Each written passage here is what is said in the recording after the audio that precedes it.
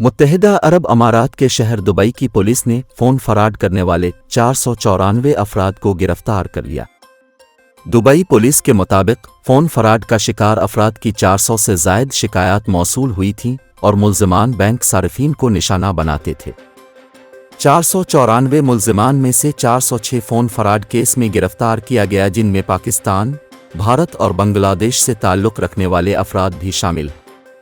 Police ने बताया कि धोखाबाजों ने बैंक अकाउंट्स तक रसाई के लिए कॉल्स और ईमेल्स के हरबे इस्तेमाल किए, जबकि मुल्ज़िमान से फराड में इस्तेमाल होने वाली रकम, फ़ोन और लैपटॉप जब्त कर लिए गए।